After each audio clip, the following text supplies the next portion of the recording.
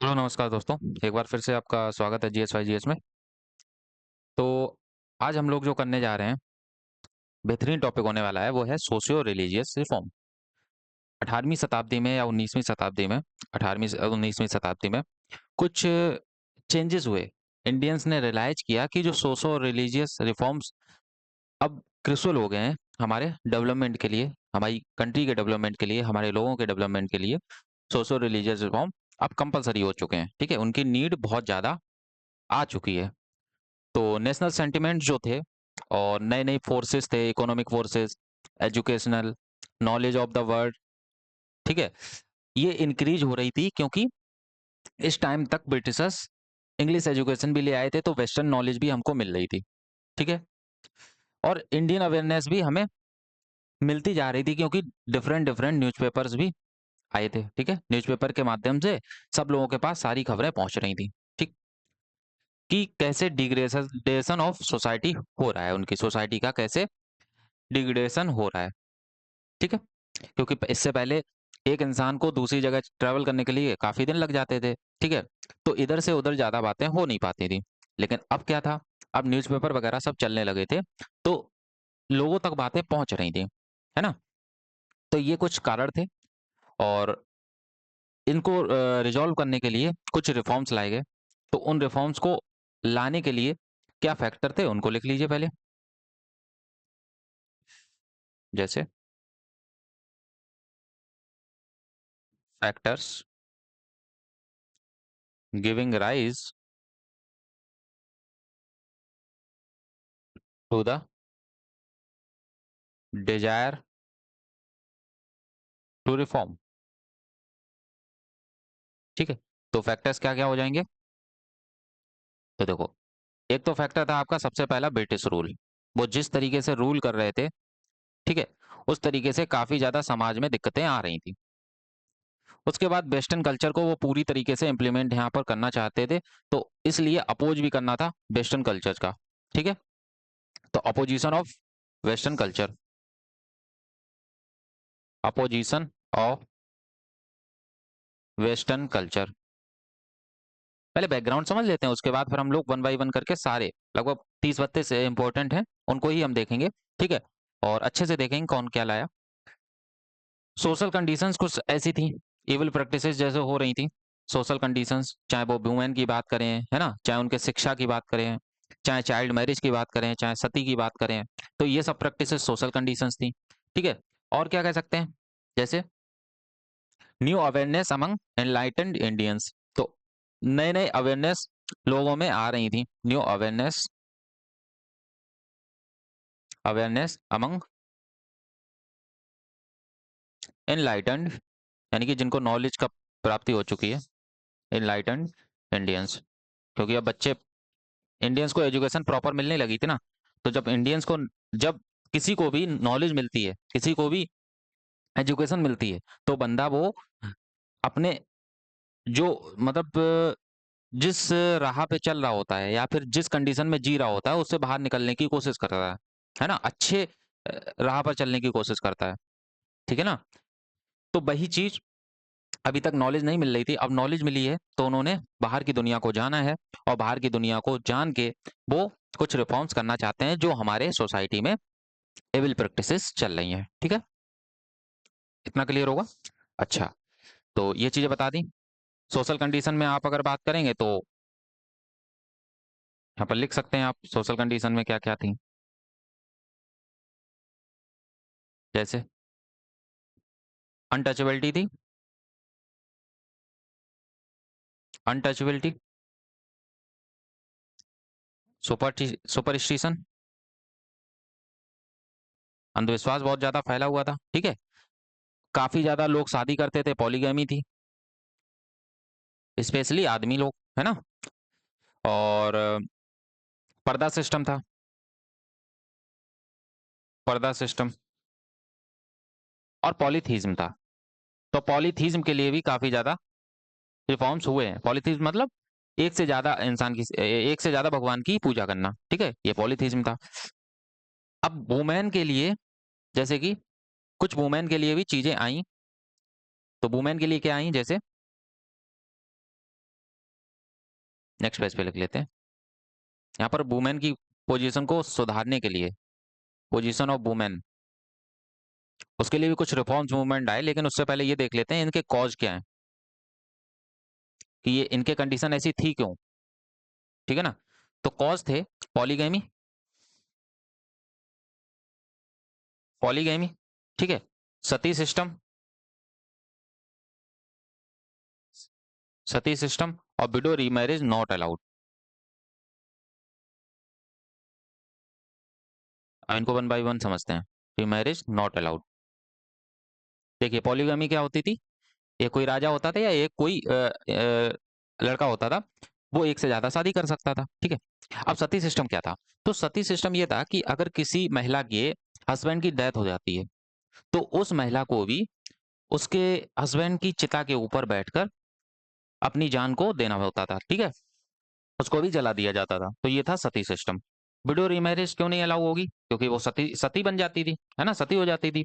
जब सती हो गई तो फिर विडो बचती ही नहीं थी, वो जिंदा ही नहीं रहती, तो विडो रीमैरिज होगी कैसे।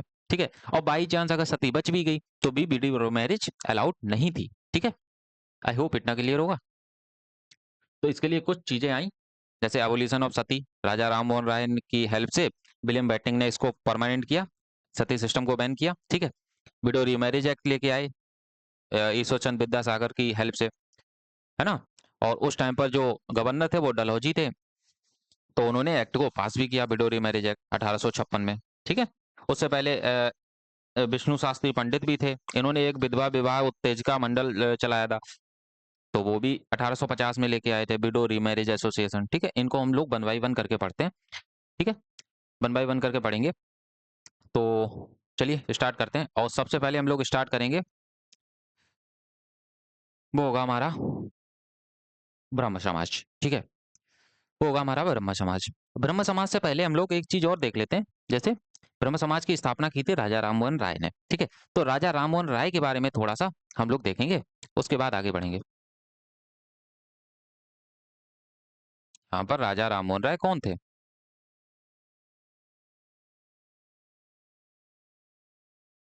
राजा राम मोहन राय या रॉय। ठीक है। तो ये कौन थे, तो इनके बारे में हम थोड़ा सा देख लेते हैं।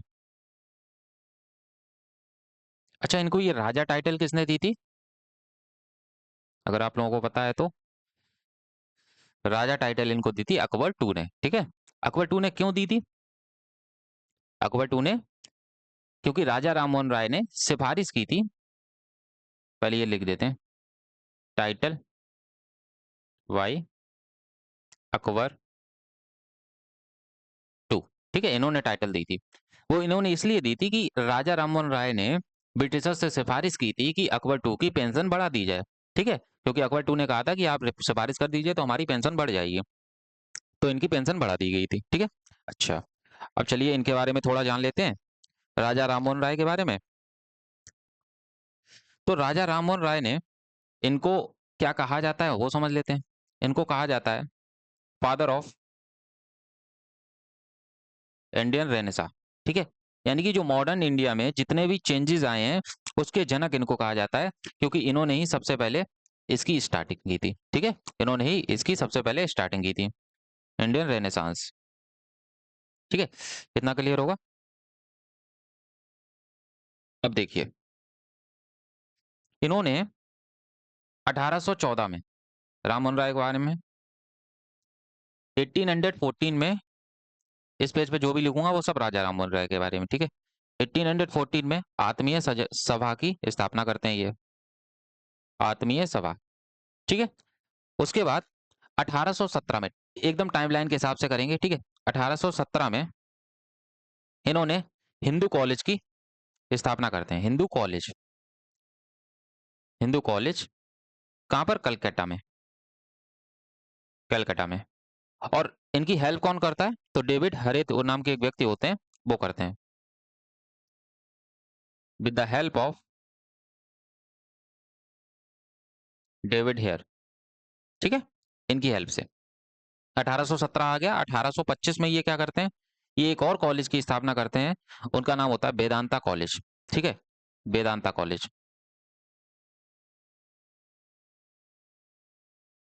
1825 में वेदांता कॉलेज की स्थापना करते हैं। और फिर आता है 1828, ठीक है, 1828। 1828 में जो ये स्थापना करते हैं उस सभा का नाम होता है ब्रह्म सभा, ठीक है, ब्रह्म सभा। एक्चुअली होता क्या है, ये जो आत्मीय सभा इन्होंने बनाई थी, तो आत्मीय सभा को ही इन्होंने ब्रह्म सभा में चेंज कर दिया था, ठीक है। तो हम लिख सकते हैं यहाँ पर फोर रनर ऑफ आत्मीय सभा,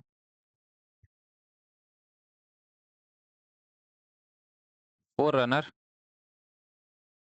ऑफ आत्मीय सभा।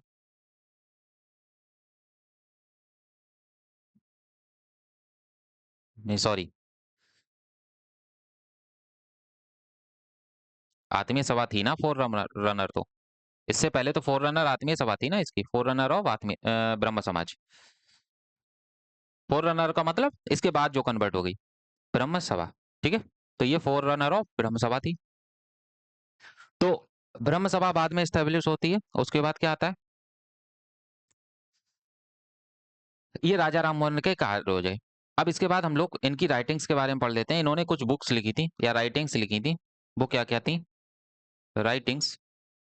उनमें सबसे पहली राइटिंग आती है आपकी gift to monotheism, gift to monotheism,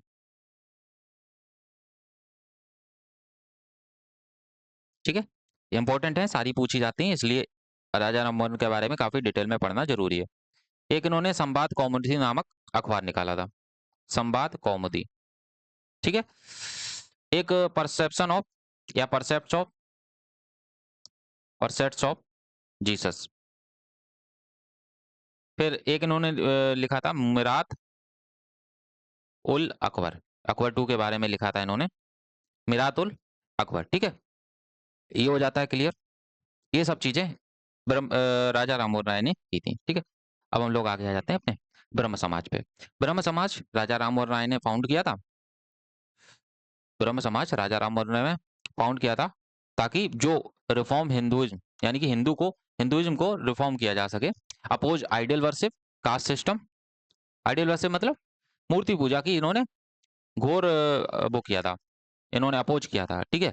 और मीनिंगलेस जो रिचुअल्स चले आ रहे हैं पीछे पीछे वैदिक टाइम से ही जो मीनिंगलेस रिचुअल्स चले आ रहे हैं उनका इन्होंने अपोज किया था, ठीक है।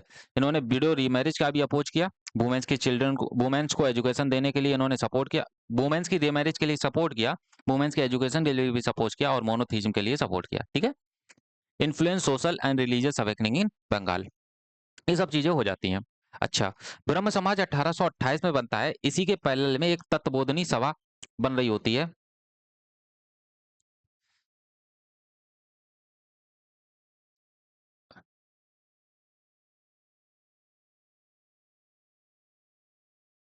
चलिए यहाँ पर देख लेते हैं, क्योंकि ये टूटा था, 3 बार टूटा, एक बार नहीं, ठीक है। जैसे ब्रह्म सभा था, ब्रह्म सभा, ठीक है। ये किसने फाउंड किया, ये राजा राम मोहन राय ने किया।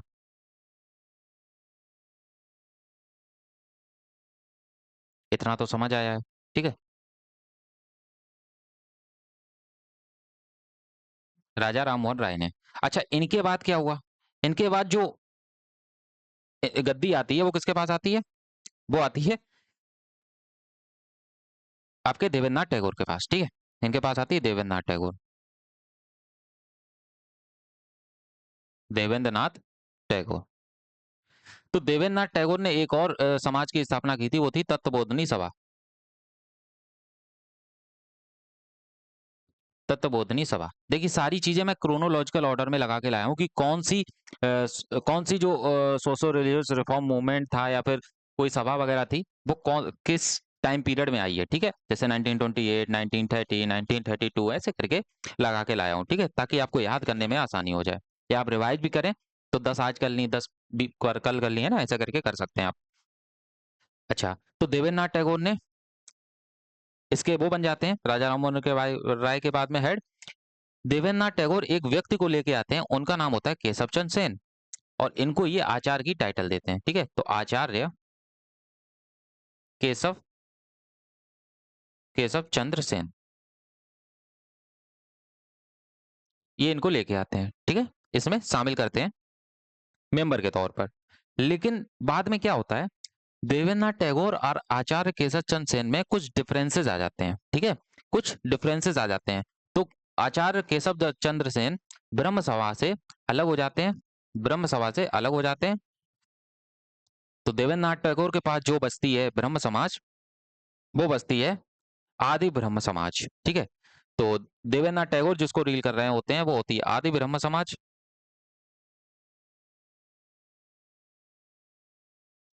और इसमें से एक ब्रांच और टूट जाती है, ये तो रहती है, इसको लीड कर रहे होते हैं ये, ठीक है, इसको ये लीड कर रहे होते हैं। लेकिन आचार्य केशव चंद्र सेन जो लीड कर रहे होते हैं वो क्या होती है, वो होती है न्यू ब्रह्म समाज, न्यू ब्रह्म समाज। इसी को कहते हैं इंडियन ब्रह्म समाज, इंडियन ब्रह्म समाज, ठीक है। इसको कौन, आचार्य केशव चंद्र सेन लीड कर रहे होते हैं। अच्छा, देवेंद्रनाथ टैगोर से इनकी डिफरेंसेस इतने बढ़ जाते हैं कि आचार्य की टाइटल भी वापस ले लेते हैं, ठीक है। कौन, देवेंद्रनाथ टैगोर। तो देवेंद्रनाथ टैगोर आचार्य की टाइटल वापस ले लेते हैं, ठीक है। अच्छा, देवेंद्रनाथ टैगोर थे कौन, तो ये रविन्द्रनाथ टैगोर के पिताजी थे, ठीक है, इतना समझ आ गया। अच्छा, अब आगे चलते हैं। तो होता क्या है, ये न्यू ब्रह्म समाज बनाया है इन्होंने, ठीक है।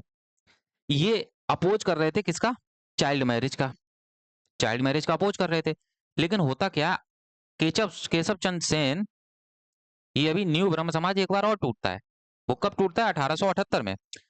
होता क्या, 1878 का टाइम होता है, और केशव चंद्र सेन अपनी 13 साल की बेटी की शादी राजा ऑफ कूच बिहार के साथ कर देते हैं। समझ रहे हैं आप, राजा ऑफ कूच बिहार के साथ में कर देते हैं।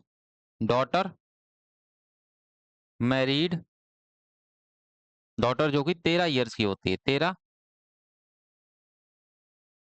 13 साल की होती है, उसकी शादी कूच बिहार के राजा के साथ कर देते हैं,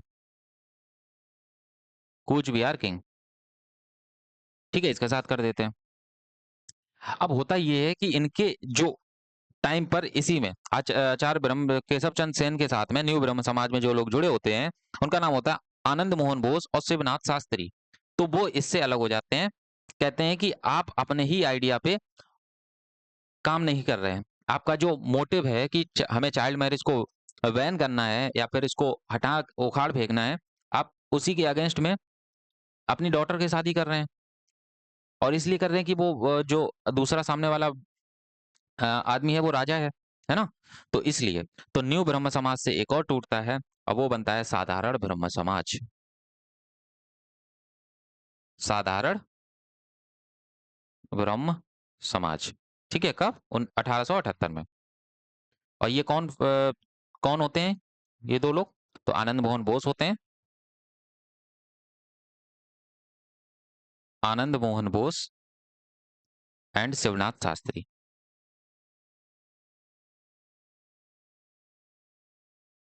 ठीक है, शिवनाथ शास्त्री, इतना समझ आ गया।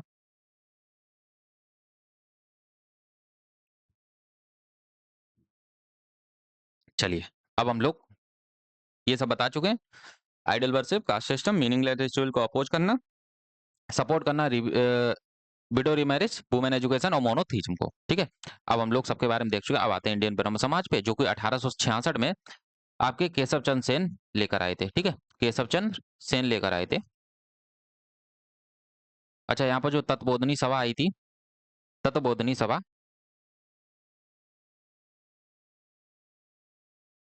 हाँ, तो ये 1839 में लेके आए थे, ठीक है।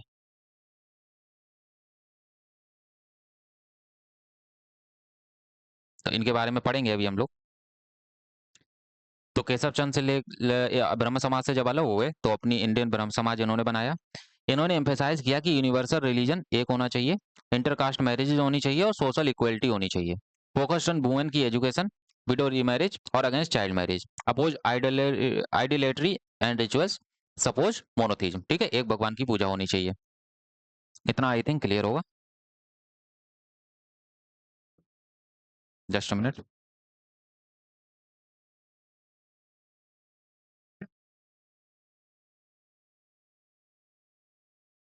चलिए अब आगे बढ़ते हैं हम लोग। एक बार देख लें सब कुछ सही है, रिकॉर्डिंग हो रही है, बढ़िया है एकदम। चलिए, ये सब चीज़ समझ चुके हैं। अच्छा, अब आते हैं धर्मसभा। धर्मसभा राधाकांत देव लेके आए थे, इन्होंने फाउंड किया था और ये ब्रह्म समाज के से अलग हुए थे ये भी, ठीक है? तो इसी के रिएक्शन में इन्होंने धर्मसभा बनाई थी 1830 में।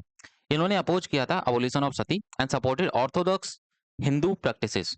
जो रूढ़िवादी हिंदू परंपराएं चल रही हैं, उनका समर्थन किया था, इसीलिए ये अलग हो गए थे ब्रह्म सभा से, ठीक है? तो इन्होंने धर्मसभा नाम की 1830 में बनाई थी, क्योंकि राजा राममोहन राय जो जो ओल्ड प्रैक्टिसेस चल रही थी, जिनका कोई मीनिंग नहीं था, मीनिंगलेस थी, उनका अपोज कर रहे थे। लेकिन धर्मसभा के जो ओनर थे, मतलब कि फाउंडर थे राधाकांत देव, इन्होंने कहा कि नहीं, वो चलनी चाहिए, ऑर्थोडॉक्स हिंदी प्रैक्टिसेस चलनी चाहिए, ठीक है? तो ये था धर्मसभा। उसके बाद आता है, ये एक तरीके का रिवाइवलिस्ट मूवमेंट था।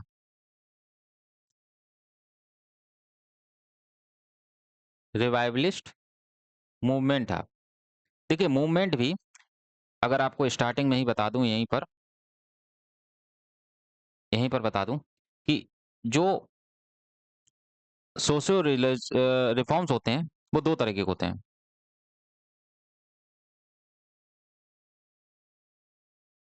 रिफॉर्म्स एक होते हैं रिवाइवलिस्ट,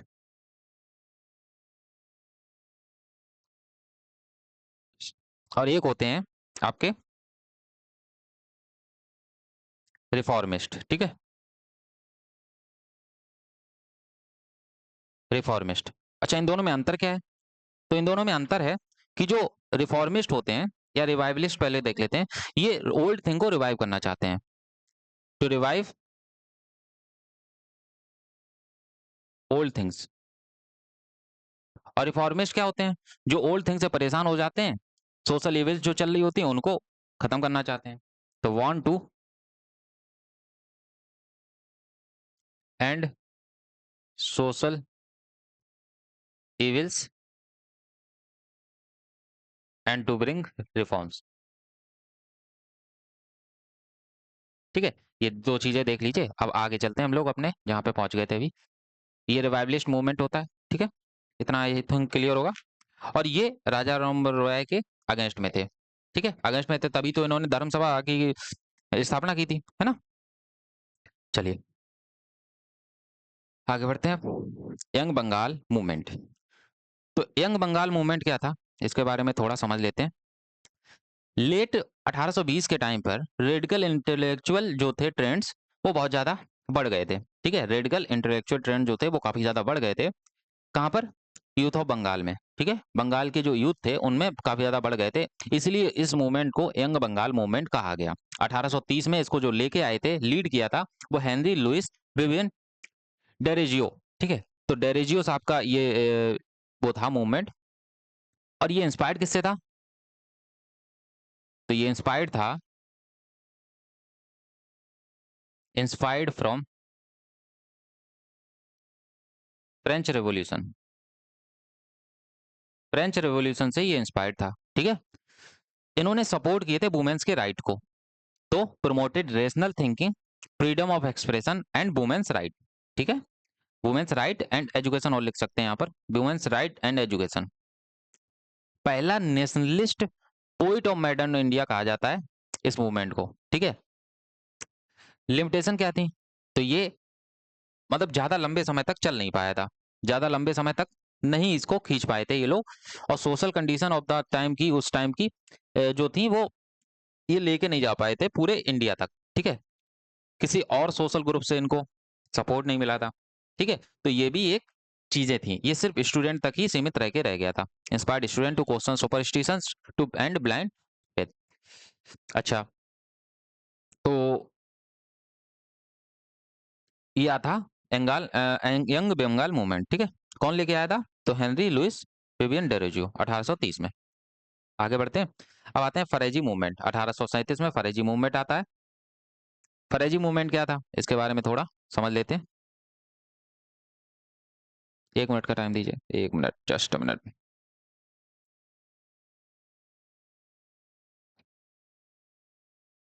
जस्ट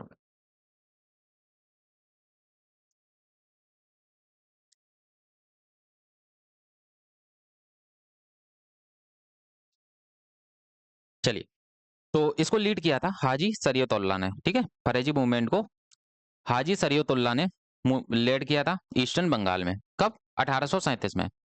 इनका एम था कि ये इस्लाम को प्यूरिफाई करें। जैसे हिंदू धर्म के लिए प्यूरिफाई करने के लिए अलग-अलग लोग काम कर रहे थे। जैसे राजा राम मोहन राय थे, वो कह रहे थे कि मोनोथेइज्म को प्रमोट करना है ना? एक गॉड को। और धर्म सभा वाले लोग कह रहे थे कि हम ओल्ड थिंग्स को अप्लाई करेंगे, है ना? ओल्ड थिंग्स को हम कैरी करके चलेंगे, इसको हटाएँगे नहीं।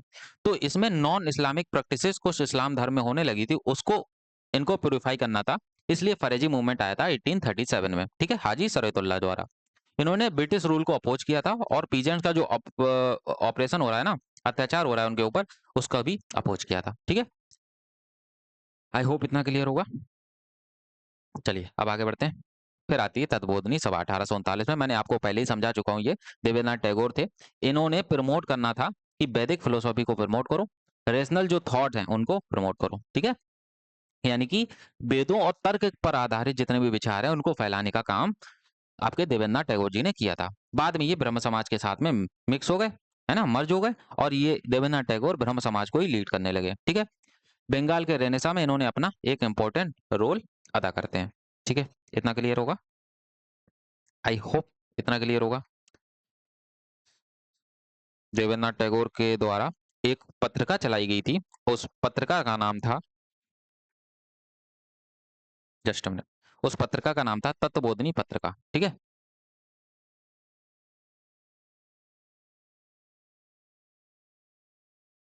पत्रिका, अच्छा, यही तत्वबोधिनी सभा जो थी वो आदि ब्रह्म समाज में कन्वर्ट हो गई थी। आदि ब्रह्म समाज, जब केशव चंद्र सेन ने अपना इंडियन ब्रह्म समाज बना लिया था 1866 में, ठीक है, 1866 में। आई थिंक इतना क्लियर होगा।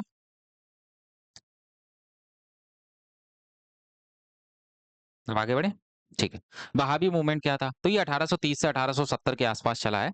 ये सैयद अहमद बहरलवी थे, एक, इन्होंने इस मूवमेंट को लीड किया था। तो ये मूवमेंट रिवाइवलिस्ट मूवमेंट था कि इन्होंने इस्लामिक कुछ कल्चर्स थे उनको रिवाइव करना था, ठीक है। Oppose British rule and sought Islamic purification, establish base in north west India. जो वहरवी काम कर रहे, जो फरेजी कर रहे थे, वही काम इन्होंने किया। फरेजी मूवमेंट में जो काम हो रहा था, ठीक है। हाजी ये आपको बताया था ना, हाजी शरीयतुल्लाह, ठीक है। हाजी शरीयतुल्लाह जो काम कर रहे थे वही काम वहाबी मूवमेंट में ये कर रहे थे नॉर्थ वेस्ट इंडिया में। वो कर रहे थे ईस्टर्न इंडिया में, ये नॉर्थ वेस्ट इंडिया में पाकिस्तान साइड या लाहौर साइड में ये कर रहे थे, ठीक है। आई होप ना क्लियर। विडो रीमैरिज एक्ट, ठीक है। तो विडो रीमैरिज एक्ट समझते हैं क्या था। देखिए, इसमें ब्रिटिश इंडिया के टाइम पे विडो रीमैरिज को लीगलाइज कर दिया गया था। विडो रीमैरिज को लीगलाइज कर दिया गया था। और इसमें एफर्ट किसके थे? इसमें एफर्ट थे ईश्वरचंद विद्यासागर के, ठीक है, ईश्वरचंद विद्यासागर के। इस टाइम पर गवर्नर जनरल की अगर मैं बात करूं तो 1856 में गवर्नर जनरल था डलहौजी, ठीक है। इसी ने पास किया था, लॉर्ड डलहौजी ने, लॉर्ड डलहौजी ने इसको पास करता है, ठीक है। और ईश्वरचंद विद्यासागर होते कौन है? तो ये एक प्रिंसिपल होते हैं संस्कृत कॉलेज में, प्रिंसिपल ऑफ संस्कृत कॉलेज,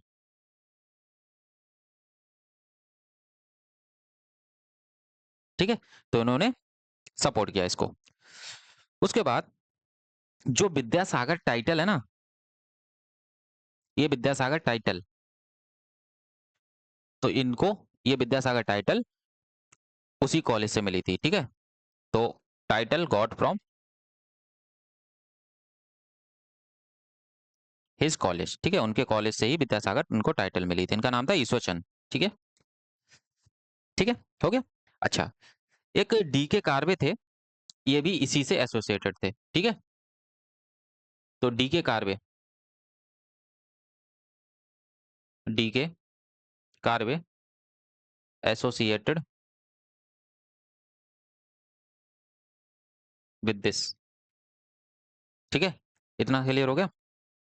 अच्छा, विडो रीमैरिज एसोसिएशन भी कुछ लोग लीड कर रहे थे। जैसे कि 1856 से पहले 1850 ईस्वी में एक विष्णु शास्त्री पंडित थे,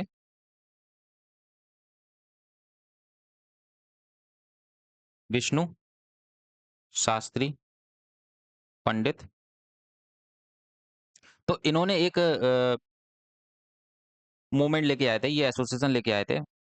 उनका नाम था विवाह विधवा विवाह उत्तेजका मंडल। ठीक है, इसका नाम चेंज था बस।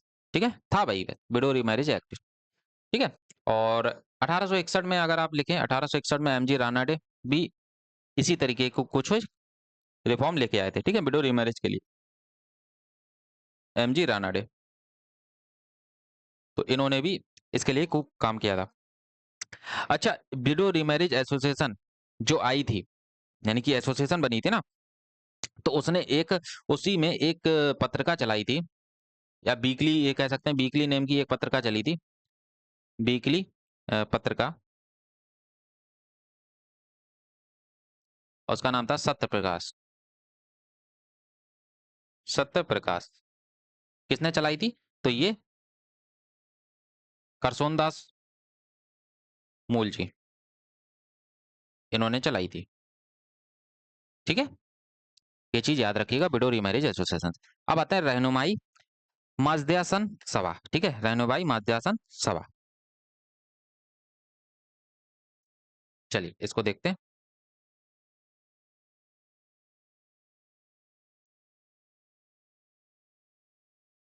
तो ये क्या था? ये एक पारसी रिफॉर्मर्स थे, उनका नाम था दादाभाई नारोजी। ठीक है, इनको आप जानते भी होंगे, दादाभाई नारोजी, अगर आपने थोड़ी बहुत हिस्ट्री पढ़ी होगी इनके बारे में। ठीक है, इनके बारे में नहीं, अगर थोड़ी बहुत मॉडर्न हिस्ट्री पढ़ी होगी तो दादाभाई नारोजी के बारे में जरूर आपको पता होगा। तो इन्होंने एम किया था कि ये पारसी सोसाइटी को रिफॉर्म करेंगे। कैसे करेंगे? तो वुमेन को एजुकेशन देके, लीगल रिफॉर्म करके। ठीक है,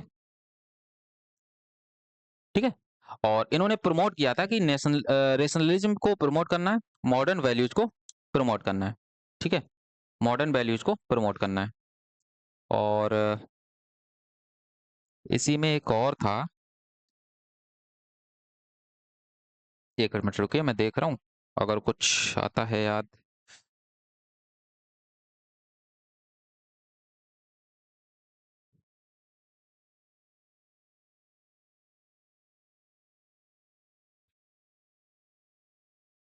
ये नहीं है, आगे बढ़ते हैं। देवानंद, ठीक है, तो देवानंद मूवमेंट मतलब aim to preserve Islamic tradition through religious education. तो रिलीजियस एजुकेशन देके इनको इस्लामिक ट्रेडिशन को प्रिजर्व करना था, तो इसलिए देवानंद एक करके मूवमेंट आया। ठीक है, देवानंद मूवमेंट, और इसको स्टार्ट किसने किया था? तो इसमें स्टार्ट किया था आपके नानोतोबी और गंगोही 1868 में। ठीक है, 1868 यहाँ कर लीजिए, और इसको स्टार्ट किया था भाई,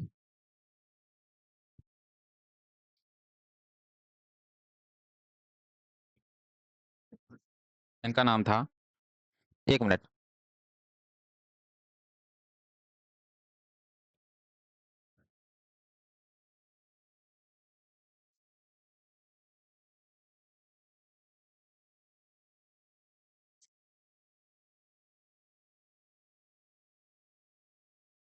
स्टार्ट किया था, लेकिन नाम रखा था दारुल उलूम देवानंद सेमिनरी। ठीक है, दारुल उलूम देवानंद सेमिनरी, इनके नाम पर ये देवानंद मूवमेंट चालू हुआ था। ठीक है, अपोज किया था ब्रिटिश कल्चर और इन्फ्लुएंस। आगे चले, प्रार्थना समाज 1867 में, मैंने बताया था, आत्माराम पांडुरंग और एमजी रानाडे। ठीक है, आत्माराम पांडुरंग, एमजी रानाडे, और इसमें एक नाम आप और ऐड कर सकते हैं, उनका नाम था क्या? केशव चंद्र सेन। केशव चंद्र सेन। ठीक है, तो क्या हुआ था, ये ब्रह्म समाज की तरह ही सिमिलर था। ये एक तरीके का इंटेलेक्चुअल यूनिटेरियन ऑर्गेनाइजेशन था, लेकिन ग्रेटर एम्फेसाइसिस पर सोशल रिफॉर्म्स में ये, मतलब बड़े स्तर पर ये करे जाने वाला था। ठीक है, ताकि रिलीजियस रिफॉर्म ला के आ सके। इसका एक तरीके से मेन ऑब्जेक्टिव जो था, ये इनकरेज करना वुमेन के एजुकेशन को, इनकरेज करना विडो के रीमैरिज को, और कास्ट सिस्टम को अपोज करना। ठीक है, तो abolition of caste, widow remarriage, women education और सोशल रिफॉर्म। ठीक है, ये इंस्पायर थे ब्रह्म समाज से, जो आपको एक्सप्लेन कर दिया है। अब जो मेंबर जो थे इस सोसाइटी के, उन्होंने एक स्टेब्लिश किया था widow remarriage movement, widow remarriage movement and widow home association to help the widowed women. आपको बताया था ना अभी 1850 में, 1856 में, तो ये सब चीजें हुई थी, तो वही इसके मेंबर बने थे, ठीक है। Believed in monotheism but more moderate, try to work within Hinduism, Hinduism में रहकर, क्योंकि अगर हिंदुइज्म के खिलाफ अगर ये कुछ बोलेंगे तो हो सकता है हिंदूज इनके अगेंस्ट में चले जाएं, तो इसलिए उन्होंने कहा कि हमें रिफॉर्म्स तो करना है लेकिन हिंदुइज्म में रहकर करना है, ठीक है। Satyashodhak Samaj, very very very very important, जितना वेरी लगा सकते हैं लगा लीजिए। मोस्ट रिपीटेड क्वेश्चन है कि सत्यशोधक समाज की स्थापना किसने की थी? ज्योतिबा बाई फुले, ठीक है, 1873 में, ताकि जो लोअर कास्ट की वुमेन्स हैं या फिर लोअर कास्ट के मेंस हैं उनको अपलिफ्ट किया जा सके। इन्होंने ब्राह्मण डोमिनेंस जो चल रहा था समाज में उसको रिजेक्ट किया और रिलीजियस ऑर्थोडॉक्सी को भी रिलीज करते हैं, ठीक है, रिजेक्ट करते हैं। इन्होंने वर्क किया एजुकेशन के लिए और सोशल जस्टिस के लिए, ठीक है। आई होप इतना क्लियर होगा। ये मूवमेंट जो इन्होंने चलाया था वो एंटी ब्राह्मण था, ताकि ये कास्टिज्म, अनटचेबिलिटी, रिचुअल्स और आइडल वर्शिप को अपोज कर सके, ठीक है। तो to oppose casteism, casteism, untouchability, untouchability, rituals and idol worship, ठीक है, इसको अपोज करने के लिए इन्होंने ये सब किया था। बाकी आपको बता ही दिया कि जो लोअर कास्ट की वुमेन और लोग थे उनको अपलिफ्ट करने के लिए इसका समाज की स्थापना की गई थी। अच्छा, ज्योतिबाई फुले ने एक किताब लिखी थी, उस किताब का नाम लिख लीजिए। ज्योतिबा फुले ने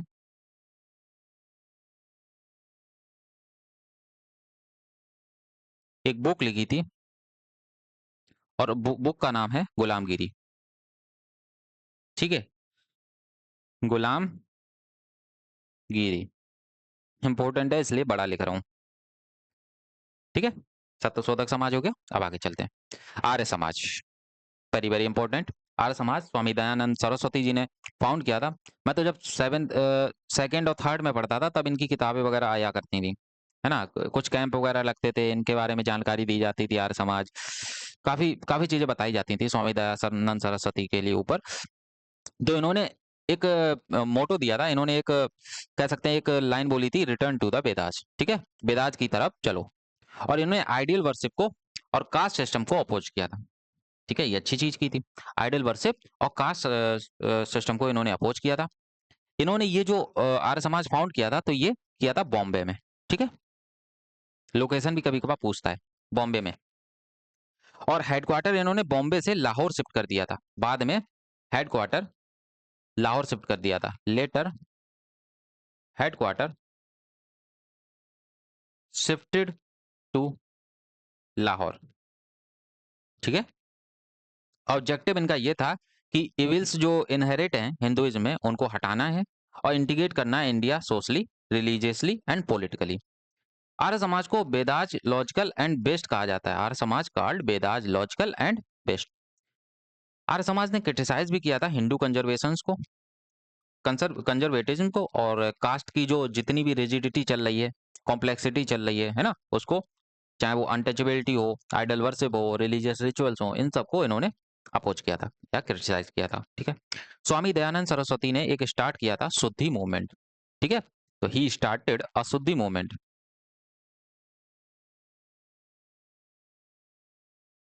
अब शुद्धि मूवमेंट क्या था?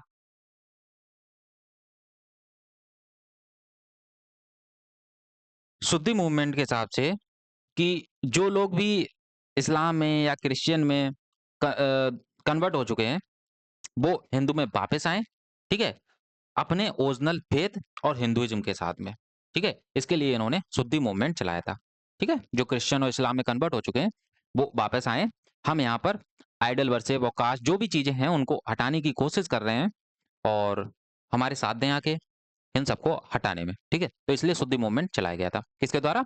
स्वामी दयानंद सरस्वती द्वारा, ठीक है। चलिए अब आते हैं थियोसॉफिकल सोसाइटी। देखिए ये वैसे बना तो 1875 में था, ठीक है, 1875 में, लेकिन यहाँ नहीं बना था। ये मैडम ब्लादबोस्की और कर्नल एल्कॉट ने न्यूयॉर्क में बनाया था, ठीक है। मैडम ब्लावेत्स्की एंड कर्नल एल्कॉट ने ये कहाँ बनाया था? ये न्यूयॉर्क में बनाया था, अमेरिका में, ठीक है।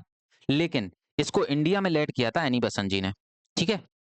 इंडिया में एनी बेसेंट जी ने लीड किया था और ये इंडिया में 1879 में आया था, 1879 में आया था। कब कब कब आया था ये?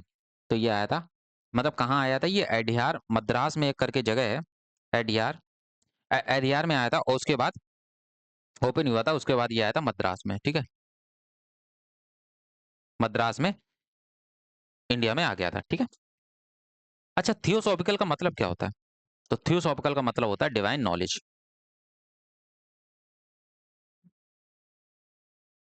डिवाइन नॉलेज, ठीक है। इस मूवमेंट को प्रमोट किया गया था इंडिया में एनी बेसेंट द्वारा। सोसाइटी सपोर्ट करती थी spiritual philosophy of Hinduism and its principle और the incarnation theory of the soul, यानी कि जो लोग कहते हैं ना कि पुनर्जन्म होता है, तो इसको भी इन्होंने एक्सेप्ट किया था क्योंकि डिवाइन नॉलेज पर ये बात कर रहे थे, ठीक है। ये सोसाइटी डीपली इंटरेस्टेड थी कि जो प्रिंसिपल होते हैं उपनिषद के, Sankhya, yoga, Vedanta, which aimed at the revival of Hinduism, तो ये जितने भी वेदास हैं उन पे, प्रिंसिपल्स पे काम करती थी, ठीक है, उन पे बिलीव करती थी, जो कि काम करेंगे रिवाइवल ऑफ हिंदुइज्म के लिए, ठीक है। Promoted Indian culture, education and spiritual unity, जो मैंने समझाया। आते हैं अलीगढ़ मूवमेंट 1875 में, सर सैयद अहमद खान, ठीक है, ये नाम आप याद रखिएगा, इंपॉर्टेंट है। तो सर सैयद अहमद खान ने अलीगढ़ मूवमेंट की स्थापना की थी, इन्होंने इनिशिएट किया था 1875 में ही। प्रमोट किया था इन्होंने वेस्टर्न एजुकेशन को, इंपॉर्टेंट है, वेस्टर्न एजुकेशन को प्रमोट किया था इन्होंने। बाकी सब अपोज कर रहे थे, ठीक है, वेस्टर्न एजुकेशन को अपोज कर रहे थे कि भाई आप अगर यहाँ पर आप इंग्लिश पढ़ाओगे तो बाकी भाषाओं का क्या होगा, हम तो अपने कल्चर से दूर चले जाएंगे, है ना। तो इन्होंने प्रमोट किया था साइंटिफिक थिंकिंग को अमंग मुस्लिम्स में, इन्होंने इसको भी प्रमोट किया था। अच्छा, अलीगढ़ मूवमेंट ही बाद में जाके अलीगढ़ मुस्लिम यूनिवर्सिटी, जो कि एएमयू कहा जाता है, उसका एस्टेब्लिशमेंट होता है। तो इसलिए founder of Aligarh Muslim university कौन कहा जाते हैं? वो सर सैयद अहमद खान कहे जाते हैं, ठीक है। तो इसको याद रखिएगा आप, ये इंपॉर्टेंट है, काफी बार पूछे जा चुके हैं। फिर आता है 1882 में पंडिता रमाबाई का आर्य महिला समाज, ठीक है, आर्य महिला समाज। इन्होंने फोकस किया था कि जो अपर कास्ट की वुमेन है उनको एजुकेशन मिले और अपलिफ्ट मिले, ठीक है, आर्य महिला समाज, पंडिता रमाबाई ने। उसके बाद आगे बढ़ते हैं। स्त्री पुरुष तुलना एक तरीके का एक राइटिंग थी जो कि ताराबाई सिंधे ने लिखी थी, स्त्री पुरुष तुलना 1882 में।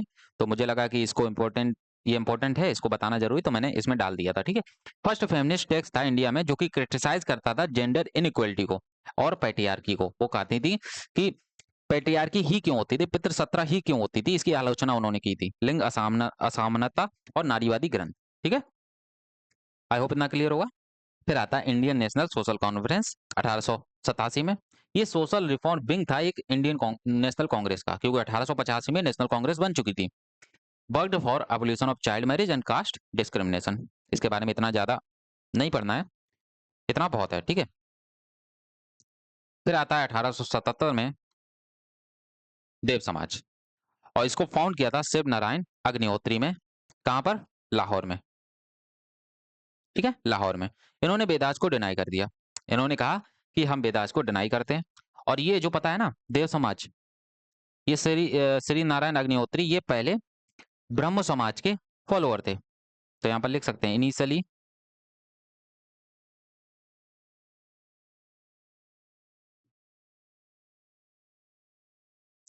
फॉलोअर ऑफ ब्रह्म समाज, ठीक है, इनिशियली फॉलोअर ऑफ ब्रह्म समाज।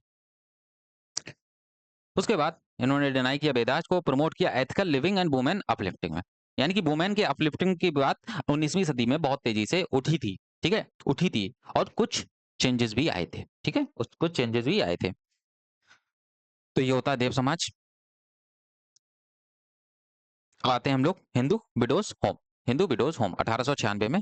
ये डोनबे केशव कार्बे, जो मैंने बताया था आपको, डीके कार्बे ने भी इन पे वर्क किया था, हिंदू विडोज होम पे, है ना, स्टार्टिंग में सबसे पहले। तो provided shelter, education and vocational training to widows, ठीक है, ये इनके द्वारा काम किया गया था। नेक्स्ट पे चलते हैं। Ramakrishna mission, very very very important. Swami Vivekananda ji लेके आए थे इसको, रामकृष्ण मिशन, ठीक है, रामकृष्ण मिशन। इनकी गुरु थे एक, इनके गुरु थे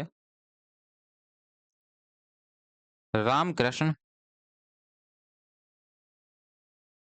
परमहंस, और उन्हीं के नाम पे इन्होंने इस मिशन का नाम रखा था।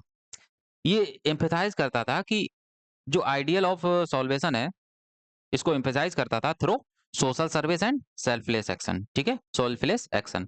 फोकस करता था service to humanity, education and spiritual awakening, यानी कि मानव सेवा, सिद्धा शिक्षा और आध्यात्मिक जागरूकता पर ये फोर्स करते थे। इन्होंने एक, विवेकानंद जी ने एक कंसीडर किया कि ये बेस्ट रिप्रेजेंटेटिव हैं न्यू हिंदुइज्म के in the late 19th century. तो best representative of representative of new Hinduism, ठीक है। न्यू हिंदुइज्म एक टर्म था जो कि डिस्क्राइब करने के लिए यूज किया होता था किसको, मॉडर्न इंटरप्रिटेशन और रिफॉर्मुलेशन ऑफ हिंदू फिलोसॉफी को, ठीक है, यानी कि जो हिंदू फिलोसॉफी थी उसका मॉडर्न इंटरप्रिटेशन क्या है वो डिस्क्राइब करता था न्यू हिंदुइज्म में, ठीक है। और in the context of contemporary thought and social या सोसाइटल इश्यूज। तो इस फिनोमेना, जो न्यू हिंदुइज्म वाला फिनोमेना था, is generally associated with the 19th and 20th century during the time of British colonial rule, ठीक है। तो ये था इनके बारे में, स्वामी विवेकानंद के बारे में, ठीक है। अहमदिया मूवमेंट 1899 में आया था। मिर्जा गुलाम अहमद, इन्होंने जो काम किया था, इन्होंने एम्फेसाइज किया था कि इस्लाम को शांतिपूर्ण तरीके से आपको बढ़ाना है, ठीक है, प्रचार करना है इसका, और रिलीजियस टॉलरेंस भी रखना है, यानी कि दूसरे धर्मों के प्रति भी आपको रिस्पेक्ट रखनी है, ठीक है। तो मिर्जा गुलाम अहमद, ये अहमदिया मूवमेंट था, तो इसको भी याद रखेंगे आप। नेक्स्ट पे चलते हैं। Servants of India society, very very important. Gopal Krishna Gokhale, जैसे आपने क्या नाम उनका, दादा भाई नारोजी को याद रखा, वैसे ही आपको गोपाल कृष्ण गोखले को भी याद रखना है, और ये महात्मा गांधी के गुरु कहे जाते हैं। तो इन्होंने servants of India society found की थी 1905 में पुणे में, ठीक है। अब moderate nationalist and social reform, अब ये मॉडरेट क्या थे, एक्सट्रीमिस्ट क्या थे, ये जब हम लोग इंडियन नेशनल कांग्रेस के बाद पढ़ेंगे तब हम लोग आपको बताएंगे, ठीक है।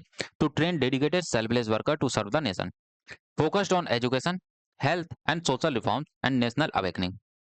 Member had to take an oath of poverty, service and patriotism, associated with non-violent constitutional method, active in rural education, Dalit upliftment and public awareness, ठीक है। तो बेसिकली ये एक पिटिशन के थ्रू मतलब रिफॉर्म लाना चाहते थे।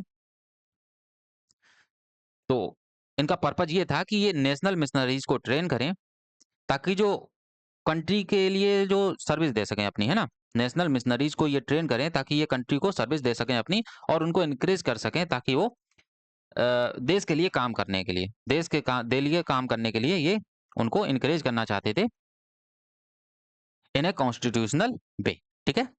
तो 1611 में इन्होंने एक मैगजीन निकालते हैं इसी सिलसिले में, 1611 में, माफ कीजिएगा 1911 में, एक 1911 में एक मैगजीन भी निकालते हैं, मैगजीन, और उस मैगजीन का नाम होता है, सही लिखा है ना मैगजीन, हाँ सही है, उस मैगजीन का नाम होता है हितवाद, ठीक है। तो ये मैगजीन इनकी याद रखिएगा।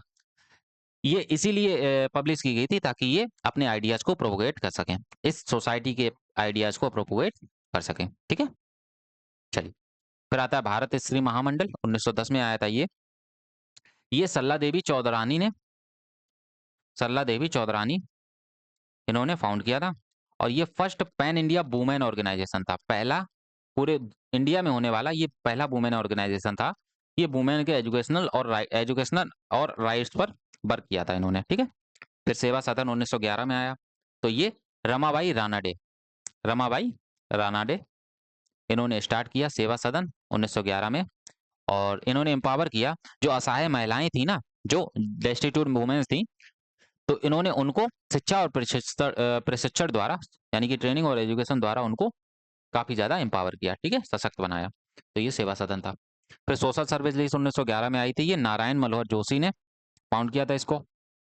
नारायण मल्हर जोशी, इन्होंने फोकस किया था कि जो लेबर वेलफेयर है, एजुकेशन है और डिजास्टर रिलीफ है, इनको हमें थोड़ा इनके लिए काम करना है। फिर आता है जस्टिस मूवमेंट, जस्टिस मूवमेंट 1916 में, ये नॉन ब्राह्मण्स ने स्टार्ट किया था जस्टिस मूवमेंट, क्योंकि जो समाज में सोशल इनइक्वलिटी चल रही थी, ठीक है, कहाँ पर, पॉलिटिकल रिप्रेजेंटेशन में, यानी कि जो बड़े बड़े जमींदार थे, ब्राह्मण थे, इन्हीं को ज्यादा रिप्रेजेंटेशन मिल रहा था पॉलिटिकल में, पॉलिटिक्स में। तो इन्होंने स्टार्ट किया था कि हमें सोशल इक्वलिटी मिलनी चाहिए और पॉलिटिकल रिप्रेजेंटेशन भी मिलना चाहिए, ठीक है। तो ये जस्टिस मूवमेंट था 1916 का, ठीक है। एक मिनट रुकिए, देख लें कुछ छूट तो नहीं रहा है। बस इसमें इनके नाम याद रख लीजिए, इनके नाम क्या थे, इसको लीड कौन कौन कर रहा था जस्टिस मूवमेंट को।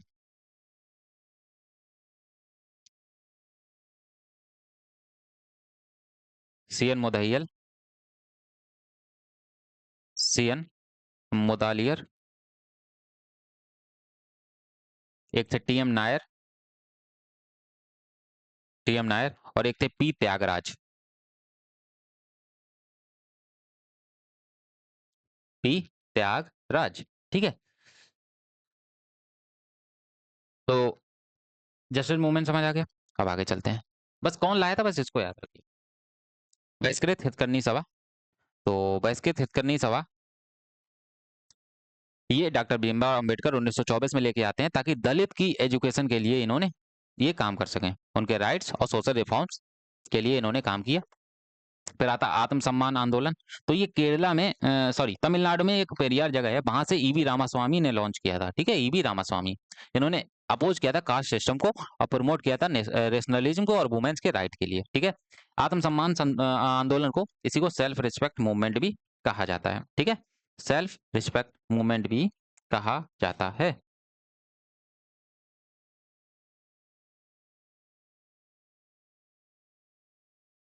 उसके बाद आगे चलते हैं। महद सत्याग्रह, ठीक है, तो ये महद सत्याग्रह क्या था, इसको भी समझ लेते हैं।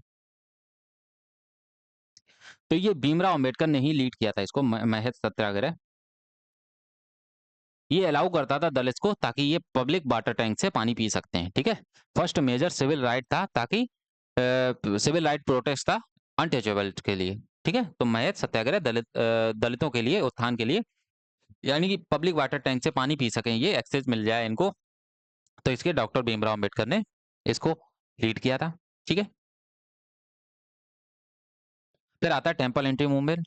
तो टेम्पल एंट्री मूवमेंट, दलित दलित को पहले टेम्पल एंट्री मूवमेंट में अलाउ, मतलब टेम्पल्स में एंट्री नहीं मिलती थी, तो इसके लिए, इनके अलाउ करने के लिए डॉक्टर भीमराव अंबेडकर, गांधी और कुछ पॉलिटिकल और लीडर, उन्होंने इसके लिए आंदोलन किया था, ठीक है।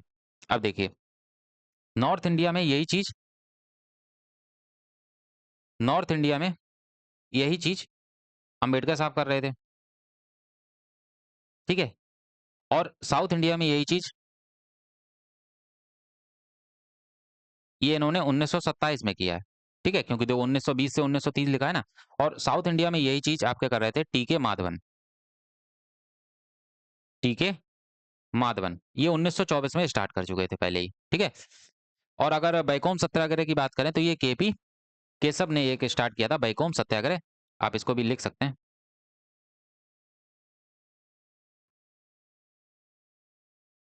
ये भी इसी चीज से रिलेटेड था, बैकोम सत्याग्रह 1924 में। किसने किया था ये, तो ये किया था आपके केपी केशव ने, ठीक है। आई होप इतना क्लियर हो गया होगा। आगे चलते हैं। एसएनडीपी मूवमेंट, एसएनडीपी था श्री नारायण गुरु धर्म परिपालन मूवमेंट, श्री नारायण गुरु धर्म परिपालन मूवमेंट, ठीक है, आप लिख सकते हैं इसकी फुल फॉर्म। ये कौन लेके आया था? तो इन्होंने स्टार्ट किया था श्री नारायण गुरु ने, ठीक है, कहां पर? केरला में 1903 में। इसमें बात की गई थी जो एजवाज कम्युनिटी थी, लिखा नहीं है इसमें ना, चलिए लिख देता हूं मैं।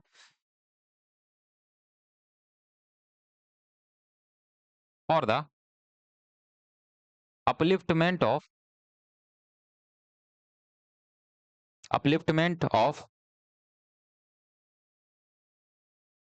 एजवाज कम्युनिटी ऑफ केरला, ठीक है। केरला में एक एजावास एक कम्युनिटी रहती है, उसके अपलिफ्टमेंट के लिए ये एसएनडीपी मूवमेंट चलाया गया था, ठीक है। इनका मेन एक एम था one cast one religion and one God, ठीक है। मतलब जो इनका ओरिजिनल में लिखा हुआ था उसको भी आप लिख सकते हैं, ओरू जाति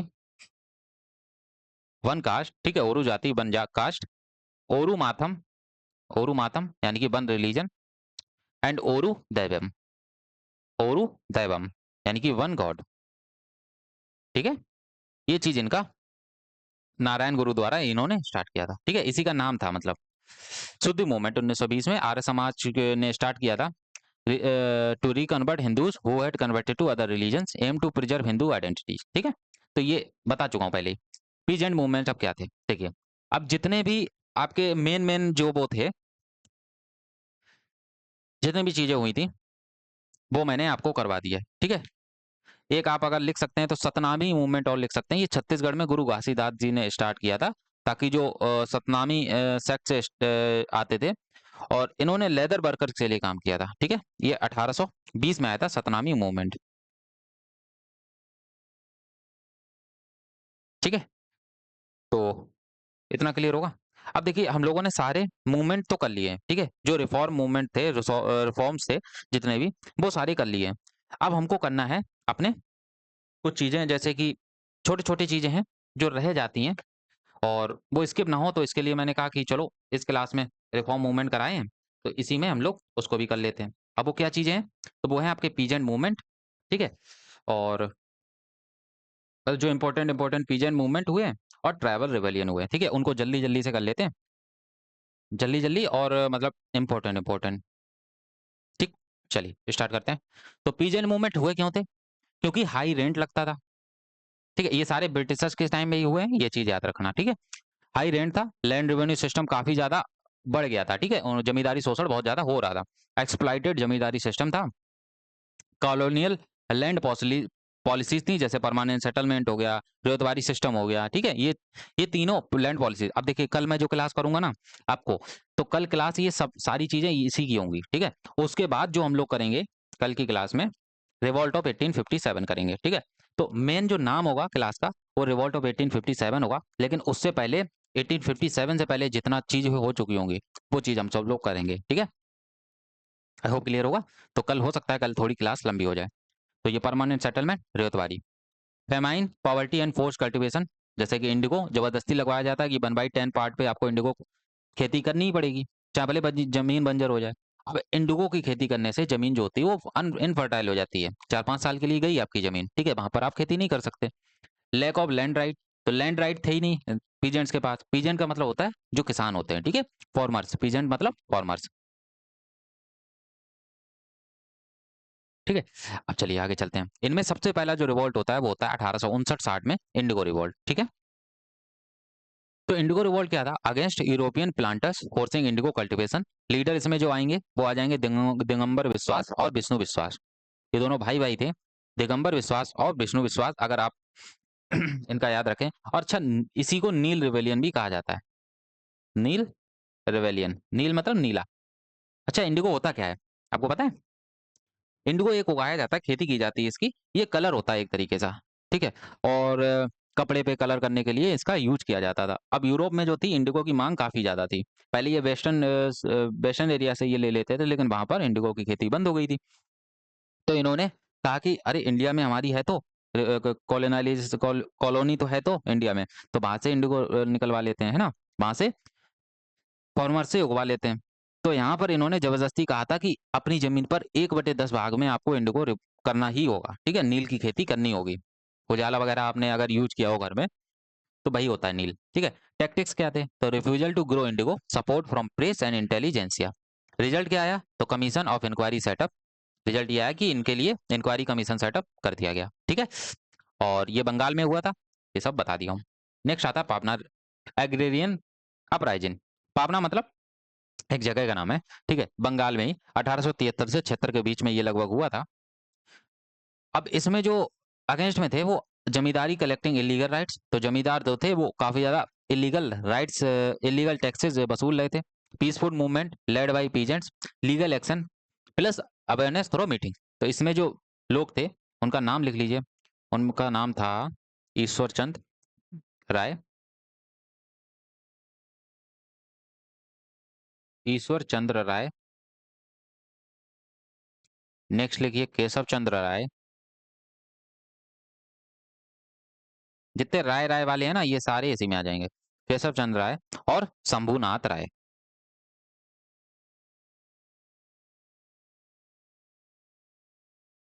शंभुनाथ राय, ठीक है। आई होप क्लियर होगा। अब आगे बढ़ते हैं। फिर आता है डेक्कन राइट्स। डेक्कन राइट्स क्या होता है? तो 1875 में महाराष्ट्र में कुछ राइट्स होते हैं, जैसे मनी लेंडर एक्सप्लॉइट कर रहे होते हैं पीजेंट्स को, ठीक है।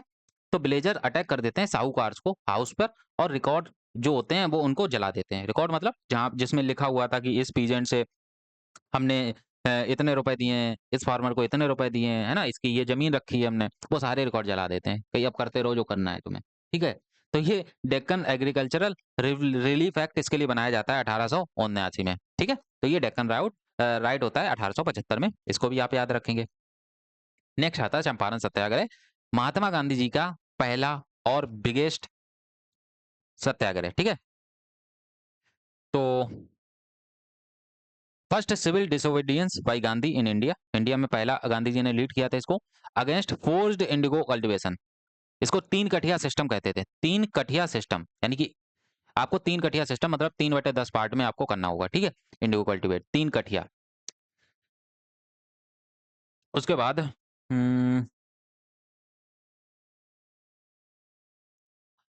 सपोर्टेड बाय राजेंद्र प्रसाद, मजरूल हक और जेपी कृपलानी। इसके ये जो थे लीडर थे। एक और थे नरहरी पारिक, ठीक है, इसमें और लिख सकते हैं नरहरी पारिक,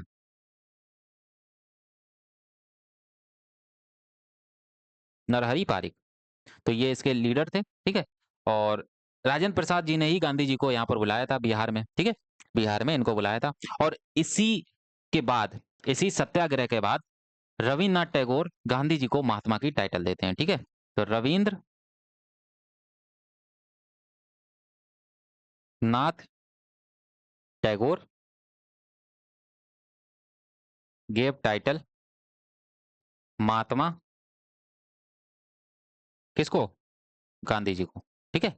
महात्मा गांधी जी को महात्मा की टाइटल दे देते हैं, ठीक है। अब आता है आगे खेड़ा सत्याग्रह। अगला बड़ा मूवमेंट 1917 के बाद खेड़ा सत्याग्रह 1918 में होता है, और ये भी गांधी जी लीड करते हैं। और ये खेड़ा गुजरात में करके एक जगह होती है, वहां पर ये सरदार पटेल जी से मिलते हैं और इंदुलाल याग्निक जी से मिलते हैं, ठीक है। ये इसके लीडर होते हैं। इनमें अगर आप एक और लिखें तो विट्ठल भाई पटेल भी थे, सरदार पटेल के भाई जी, विट्ठल विट्ठल भाई पटेल, ठीक है, ये भी इसके लीडर थे। तो यहाँ पर इशू क्या था? तो क्रॉप फेल हो गई थी, यानी कि फसल बर्बाद हो चुकी थी। तो बीजेंट ने डिमांड किया था कि टैक्स में रिलीफ की जाए, लेकिन वो हो नहीं रहा था। तो government eventually suspended tax collection. ये भी एक बड़ी जीत मानी जाती है गांधी जी की, ठीक है। चंपारण के बाद खेड़ा सत्याग्रह, उसके बाद अहमदाबाद मिल स्ट्राइक भी हुआ था 1918 में ही, ठीक है। लेकिन वो हमारा अभी पीजेंट मूवमेंट नहीं है, तो इसलिए उसको इंक्लूड नहीं किया है। जब गांधी जी पढ़ाएंगे तब आपको उसके बारे में भी बताएंगे। फिर आता है बाबा रामचंद्र मूवमेंट, 1920 में अवध में हुआ था। ये इसलिए हुआ था ताकि जो रेंट बढ़ाई जा रही है, फोर्स लेबर जो हो रहा है उसको स्टॉप किया जाए और रेंट को रिड्यूस किया जाए। पीजेंट लीडर जैसे बाबा रामचंद्र थे यहाँ पर, एक फॉर्मर साधु थे, लिंक्ड विद अवध किसान सभा एंड अर्ली कांग्रेस सपोर्ट, ठीक है। मोपला रेवेलियन केरला में हुआ था, ये मालाबार रीजन में। इसमें मुस्लिम पीजेंट थे जो हिंदू लैंडलॉर्ड्स थे, उनके खिलाफ इन्होंने रिवोल्ट कर दिया था। क्योंकि हिंदू लैंडलॉर्ड जो थे वो काफी ज्यादा इनसे टैक्स वसूलते थे, मुस्लिम पीजेंट्स से, जिसकी वजह से मोपला रेवेलियन होता है केरला वाले रीजन में। और हिंदू लैंडलॉर्ड क्या ब्रिटिशर्स वसूलते थे, वो कहते थे हिंदू लैंडलॉर्ड से, और हिंदू लैंडलॉर्ड्स मुस्लिम से वसूलते थे, ठीक है, मतलब ये चीज थी। अब ये खिलाफत और नॉन करप्शन मूवमेंट से भी लिंक हो गया था। देखो 1919 में और खिलाफत मूवमेंट भी चल रहा था, है ना, नॉन कॉर्पोरेशन मूवमेंट भी चल रहा था, उसी टाइम पे ये मोपला रिवेलियन भी हो जाता है। और मुस्लिम्स का होता है, क्यों खिलाफत मूवमेंट भी मुस्लिम्स का ही था। खिलाफत मूवमेंट इसलिए हो रहा था क्योंकि जो ऑटोमन अंपायर था वहां पर खलीफाज हुआ करते थे। ब्रिटिशर्स ने उस खलीफा की पोस्ट को हटा दिया था, ठीक है, उसको खत्म कर दिया था, इसलिए खिलाफत मूवमेंट हो रहा था। तो ये उसी से लिंक्ड हो गया। Turn violent, large scale repression followed, ठीक है, ये वायलेंट हो गया था बाद में। एका मूवमेंट 1931 से 1922 में यूपी में ही हुआ था ये। तो ये भी high rent exploitation by zamindars, mostly small peasant and tenants, connected to non corporation movement. और इसमें जो लीडर थे वो थे मदारी पासी, मदारी पासी, ठीक है। और यूपी के ये कौन से रीजन में हुआ था? तो ये हरदोई वाले रीजन में हुआ था, हरदोई, ठीक है, 1921 में। अब आगे बढ़े। अच्छा, यहाँ पर मोपला रिवेलियन में आप वो लिख लीजिए, इनके लीडर्स कौन कौन थे। तो इसमें महात्मा गांधी थे, इन्होंने सपोर्ट किया था। इसमें आपके शौकत अली थे, और इसी में आपके मौलाना अब्दुल कलाम आजाद थे, ठीक है, मौलाना आजाद, इन्होंने सपोर्ट किया था।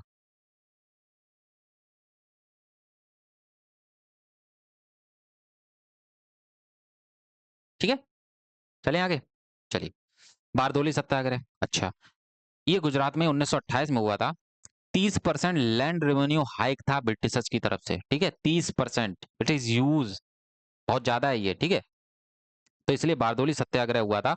और इसमें एक कुनबी पाटीदार लैंड ओइंग फार्मर्स थे, कुनबी यानी कि जो सरदार वल्लभ भाई पटेल थे, कुर्मी, ठीक है। तो कुर्मी और पाटीदार लैंड ओइंग फार्मर्स थे, इन्होंने ये रिवॉल्ट किया था। और इसमें जो लीडर थे वो थे सरदार वल्लभ भाई पटेल, ठीक है। तो जो सरदार टाइटल थी ना, जब ये बारदोली सत्याग्रह सही सलामत हो गया, तो ये सरदार टाइटल यहाँ की वुमेन ने वल्लभ भाई पटेल को दी थी, given by women of this Satyagraha, ठीक है, इसीलिए इनको लीडर लीडर माना जाता है, ठीक है। इसमें और भी लीडर थे, जैसे बारदोली सत्याग्रह में केवल यही लीडर नहीं थे, इसमें और भी लीडर थे, जैसे पेन चेंज कर लेते हैं, जैसे आपके के एम मुंशी थे, नहीं, जैसे आपके हाँ कह सकते हैं के एम मुंशी, आपके लालजी नारायण जी, ठीक है। अब देखिए, ये के एम मुंशी और लालजी नारायण जी, ये कौन थे? तो ये मुंबई की आपके बॉम्बे लेजिस्लेटिव काउंसिल जो थी उसके मेंबर थे। तो इन्होंने इनको रिजाइन कर दिया था, इन दोनों ने रिजाइन कर दिया था, रिजाइंड, और इस मेंबर इस सत्याग्रह में शामिल हुए थे। Resigned from,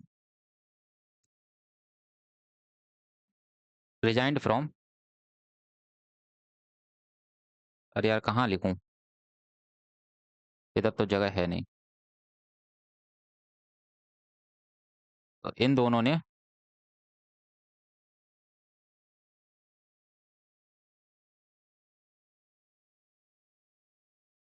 Bombay legislative council के ये मेंबर हुआ करते थे, वहां से इन्होंने रिजाइन दे दिया, लेजिस्लेटिव काउंसिल, ठीक है।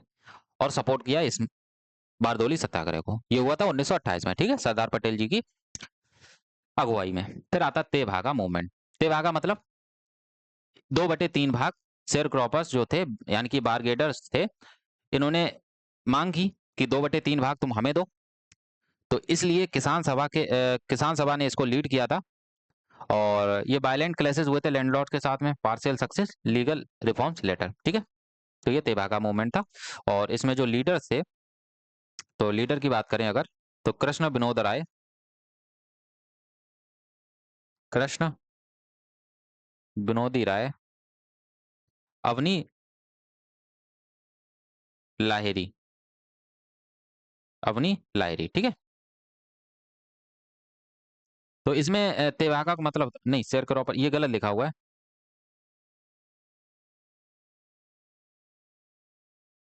हाँ सही है, सही है, सही है। शेयर क्रॉपर्स डिमांड किया था कि 2/3 शेयर ऑफ प्रोड्यूस जो होंगे वो हमें देंगे, और 1/3 किसान रखेंगे। लेकिन किसानों ने कहा नहीं, 1/3 हम तुम्हें देंगे, 2/3 हम रखेंगे, ठीक है। तो इसीलिए इसको तेभागा कहा जाता है, तेभाग। अब तेलंगाना रेवेलियन क्या था? तो 1946 से 51 में ये हैदराबाद में हुआ था। जो फ्यूडल लॉर्ड्स हुआ करते थे, निजाम रूल, उसके अगेंस्ट में था, ठीक है। इनको लेड किया था कम्युनिस्टों ने और ट्राइबल पीजेंट्स ने। डिमांड थी कि उनको लैंड दी जाए, ठीक है। जिसकी जोत उसकी जमीन। मांग ये थी, जिसकी जोत उसकी जमीन, ठीक है। जो जमीन को, मतलब जो उस पर खेती कर रहा है उसी की जमीन होनी चाहिए। Suppressed by Indian army post independence, तो पोस्ट इंडिपेंडेंस इसको सप्रेस कर दिया गया था, ठीक है। आई होप इतना क्लियर होगा। की फीचर क्या थे मूवमेंट के? तो मोस्टली नॉन वायलेंट थे। Peasant movement mostly non violent थे, कोई वो आतंकवादी तो है नहीं, फॉर्मर है ना, तो साइलेंटली ही अपनी विचार रखते थे। लेकिन कुछ ऐसे भी थे जो वायलेंटली हो गए थे, क्योंकि वहां पर लीडरशिप की कमी थी। कुछ ऐसे थे जैसे उनमें लीडरशिप की कमी थी, ठीक है। Focused on economic demand not independence. Till 1920 तक इन्होंने इकोनॉमिक डिमांड की कि हमारा भाई जो टैक्स था उसको कम कर दिया जाए, है ना। Gradually link to national movement post 1920 तक, ये नेशनल मूवमेंट तक ये लिंक्ड थे। Helped awaken rural masses politically, तो ग्रामीण जनता में इन्होंने राजनीतिक चेतना जागी थी इस इन पीजेंट मूवमेंट से। अच्छा, कुछ इसमें टाइटल भी दी गई, जैसे सरदार पटेल को बारदोली का हीरो कहा गया, इन्हीं को इसमें सरदार की टाइटल भी दी गई थी। पहला ऑर्गेनाइज रिवोल्ट की बात करेंगे तो वो इंडिगो हो जाएगा। सबसे पहले भाई तो हुआ था 1857 के आसपास, ठीक है। पहला मूवमेंट, वायलेंट मूवमेंट अगर कहा जाएगा तो वो तेलंगाना मूवमेंट था, ठीक है। तेलंगाना मूवमेंट, ये पोस्ट इंडिपेंडेंस, इसको इसीलिए आर्मी की जरूरत पड़ी ना। इसीलिए आर्मी की जरूरत पड़ी ना, कि तेलंगाना मूवमेंट में क्या कहा था, लोगों ने कहा था कि जिसकी जोत उसकी जमीन, है ना, जबरदस्ती। तो वो चीज गलत थी, ठीक है। तो कम्युनिस्ट बैक्ड अवार्ड कौन सा था? तो ये तेभागा तेलंगाना में ही था, मैंने यहाँ पर लिखा भी था कि ये किसान सभा ने लीड किया था और सीपीआई के द्वारा, कम्युनिस्ट पार्टी ऑफ इंडिया द्वारा बैक्ड था, ठीक है। ये हो जाता है आपका क्रिसेंट मूवमेंट भी खत्म। और हम थोड़े से अब ट्राइबल मूवमेंट हैं उनको और कर लेते हैं। जैसे चुआर रेवेलियन, ये बंगाल में 1767 से 1833 तक चला था। एक एक साल नहीं, 2 साल नहीं, काफी साल चला, ठीक है। तो ट्राइब्स इसमें रहती हैं, जैसे भूमिज, सांथाल और लोधाल। इन ट्राइबल्स ने चुआर रेवेलियन किया था बंगाल के रीजन में। रीजन क्या था? जंगल महल, ठीक है। रीजन भाई लैंड एलियनेशन, रेवेन्यू पॉलिसीज, तो इसीलिए चुआर रेवेलियन हुआ था। ये हमने वहां पर इसलिए नहीं पढ़ा क्योंकि ये ट्राइबल रेवेलियन है। कित्तूर रेवेलियन क्या था? तो एक रानी चेन्नम्मा करके एक महिला हुई है, उन्होंने इसको लीड किया था, रानी चेन्नम्मा, कित्तूर की, ठीक है। पहली फीमेल फ्रीडम फ्रीडम फाइटर, पहली फीमेल फ्रीडम फाइटर। ब्रिटिशर्स ने रिफ्यूज कर दिया था।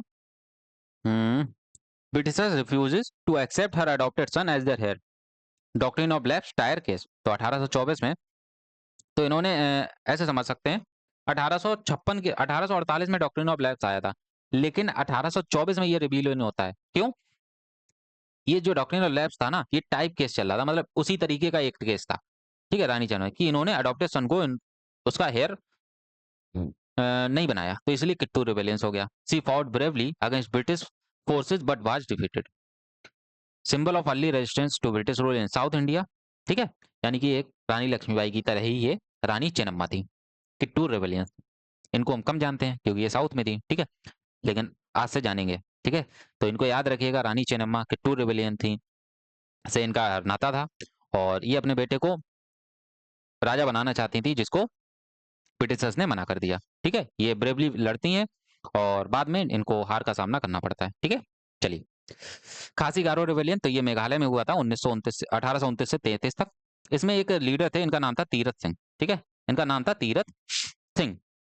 ये खासी और गारो एक ट्राइब्स, गारो खासी जयंतिया, तीन ट्राइब्स होती हैं, और तीन ट्राइब्स तीन पहाड़ियों पर रहती हैं, इसलिए उन तीनों पहाड़ियों का नाम गारो खासी जयंतिया, तीन पहाड़ियां हैं, ठीक है। तो मेघालय में ही है तीनों। तो उसमें से खासी और गारो, ठीक है, दो पहले वाली, एक खासी जो है मिडिल वाली है, गारो पहली वाली है। अगर हम नॉर्थ की तरफ से जाएंगे, ठीक है, मतलब वेस्ट की तरफ से, तो वहां पे लीडर थे तीरथ सिंह। वहां के लीडर कौन थे? तीरथ सिंह, ठीक है।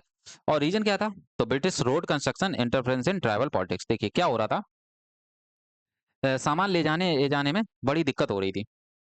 अब जब सामान ले जाने में दिक्कत हो रही है, तो भाई ब्रिटिश को पेड़ पौधे काटने पड़ेंगे। तो ब्रिटिश रोड कंस्ट्रक्शन कर रहा था फॉरेस्ट के बीच में। देखिए गारो खासी जयंतिया, ये ऐसी पहाड़ियां हैं, यहाँ पर पानी बहुत मिलता है ना, यहाँ पर बारिश बहुत होती है। अब बारिश बहुत होती है तो बायोडाइवर्सिटी अच्छी खासी है। तो इसी वजह से ये लोग यहाँ पर रहते हैं। यहाँ पर बहुत सारी जड़ी बूटियां वगैरह मिलती हैं, उसी से सब जीवन यापन वगैरह करते हैं, ठीक है। तो ये लोग क्या कर रहे थे ब्रिटिशर्स, यहाँ से रोड कंस्ट्रक्शन करना चाह रहे थे, ठीक है, लेकिन इन्होंने मना कर दिया। इन्होंने कहा कि भाई रोड कंस्ट्रक्शन यहाँ से तो नहीं होगा, सीधी बात, हमारे पेड़ पौधे काट के आप रोड कंस्ट्रक्शन नहीं करोगे, आप ट्राइबल पॉलिटिक्स में इंटरफेरेंस कर रहे हो, जिसकी वजह से ये रिवॉल्ट हो जाता है। तीरथ सिंह इसके लीडर होते हैं, ठीक है। अब आते हैं अहोम रेबेलियन। तो गोमधार कुंवर करके एक होते हैं अहोम प्रिंस, ठीक है, वो इसको लीड कर रहे होते हैं। कॉज क्या होता है, तो ब्रिटिश ने असम को अनेक्ट कर लिया था, क्योंकि असम जो था वो बर्मा के अंदर आता था, ठीक है, बर्मा मतलब म्यांमार के अंदर आता था, और इसको असम को कैप्चर कर लिया, क्योंकि बर्मा के जो बर्मीज को इन्होंने डिफीट किया था, और वहां से ट्रीटी ऑफ एंड वो हुई थी 1826 में, ठीक है। इसी वजह से अयोम जो चाहते थे कि वो उनका जो किंगडम है उसको रिस्टोर किया जा सके, ठीक है, वो अपना राज्य दोबारा से स्थापित करना चाहते थे, लेकिन बाद में रिवोल्ट को सप्रेस कर दिया गया। But it revived Ahom identity and nationalism. Ahom को इतनी आइडेंटिटी नहीं थी, लेकिन इन्होंने अहोम की आइडेंटिटी को रिवाइव किया, ठीक है। तो इसके लीडर कौन थे, गोमधार कुंवर। चले आगे बढ़ते हैं। फिर आता है कोल रिवेलियन, ज्यादा बड़ा तो नहीं हो गया, 116, ठीक है, 120 के अंदर निपटा देंगे। कोल रिवेलियन, तो ये छोटा नागपुर प्लेटू में हुआ था। इसमें कोल और मुंडा ट्राइब इसमें पार्टिसिपेट की थी। रीजन क्या था भाई, British interference, exploitation by outskirt, ठीक है, आउटसाइडर्स। इनको ये लोग आउटसाइडर को डाकूज कहा करते थे, ठीक है, डाकू। तो लीडर क्या थे, बुद्धा भगत थे और जोआ भगत थे। बुद्धा भगत, जोआ भगत, और एक थे मदार महतो, मदार महतो, तो इसको भी आप लिख सकते हैं, ठीक है, कोल रिवेलियन में। तो 1829 से 39 तक हुआ था ये लगभग, ठीक है, यहाँ पर गलत लिखा है, 1829 से 10 साल चला था, 39 तक, ठीक है, छोटा नागपुर प्लेटू में। उसके बाद खोंड रिवेलियन होता है। तो खोंड्स ऑफ गंजम एंड कंडमल, तो उड़ीसा में ये ट्राइब रहती है। इसमें लीडर थे चक्रा बिसोई, चक्रा बिसोई, ठीक है भाई। मेरिया ह्यूमन सेक्रीफाइस ये लोग करते थे, तो इन्होंने ब्रिटिशर्स ने इस पे बैन लगा दिया गया था, ठीक है। फॉरेस्ट राइट्स और मिशनरीज इंटरफेरेंस ब्रिटिशर्स कर रहे थे। फियर्स रेजिस्टेंस इन हिली ट्राइबल एरिया, तो पहाड़ी क्षेत्रों में जबरदस्त इनका रेजिस्टेंस हुआ, प्रतिशोध हुआ। रेवेलियन वाज ब्रूटली सप्रेस्ड, क्योंकि ट्राइबल एरिया के पास ज्यादा एडवांस हथियार तो थे नहीं भाई, वो भाई भाला तलवार वगैरह ये होती थी, लेकिन ब्रिटिशर्स के पास गोली थी। जब तक वो भाला निकालेंगे तब तक गोली चल जाएगी, है ना। तो इन लोगों के पास ज्यादा एडवांस हथियार नहीं थे, इस वजह से ये लोग इनका सप्रेशन हो जाता था आसानी से। फिर आता है सांताल रिवेलियन। तो इसमें सिद्धू और कानू मुर्मू का नाम के दो व्यक्ति थे जिन्होंने लीड किया था, ठीक है। आपकी प्रेसिडेंट जो है, हमारी प्रेसिडेंट जो है, वो भी आपकी सांताल ट्राइब से ही आती हैं, ठीक है। रीजन था राजमहल हिल्स, बिहार में पड़ता है ये। उस टाइम पर बिहार में पड़ता था, ठीक है, लेकिन उस टाइम क्योंकि झारखंड वगैरह अलग नहीं हुए थे ना, तो ये पूरा बिहार भी पड़ता था, झारखंड छत्तीसगढ़ वाला area. Against money lenders, zamindar और Britishers, led to creation of Santhal Pargana. तो सांथाल प्रोविंस एक बनाया गया, जिसमें मतलब इस सांथाल रेवेलियन के बाद में सांथाल प्रोविंस बनाया गया, ठीक है। आई होप इतना क्लियर हुआ। तो सिद्धू और कानू इसके लीडर थे। कोया रेवेलियन क्या था, तो ये कोया और गोदावरी वैली में, ये आंध्र प्रदेश में रहते थे। इसमें लीडर्स थे इनके तमन्ना दोरा 1879 में। ये दो पार्ट में हुआ है, ठीक है। इसको कोया रेवेलियन भी बोलते हैं और इसको रंपा रेवेलियन भी बोलते हैं, ठीक है। जो रंपा रेवेलियन हुआ था वो अल्लूरी सीताराम राजू के नेतृत्व में हुआ था, और जो कोया रेवेलियन हुआ था वो तमन्ना दोरा। देखिए कोया क्या था, कोया एक ट्राइब थी, ठीक है, कोया एक ट्राइब थी। तो इसलिए कभी कभार कोया रेवेलियन भी कह देते हैं और कभी कभार रंपा रेवेलियन भी कह देते हैं, ठीक है। तो आगे भी लिखा है, आगे रंपा के नाम से लिखा है, दोनों चीजें सेम है। कॉज क्या था, forest loss, ban on shifting cultivation और एक्सप्लॉइटेशन बाई मनी लेंडर्स। जो एक्सप्लॉइटेशन हो रहा था अभी तक हम लोग वही बढ़ते आ रहे हैं ना, शिफ्टिंग कल्टीवेशन पे इन्होंने बैन लगा दिया था। मेथड क्या था, guerrilla attack on British officers, भाई मराठा वाली टेक्निक अपनाना, है ना, गुरिल्ला वॉरफेयर को। तो गुरिल्ला वॉरफेयर था, और रिजल्ट ये था ब्रूटली सप्रेस्ड बाय ब्रिटिशर्स। बाद में ये ब्रिटिशर्स से हार जाते हैं बुरी तरीके से, और early tribal resistance to British colonial rule, ठीक है। ये 1879 का टाइम था।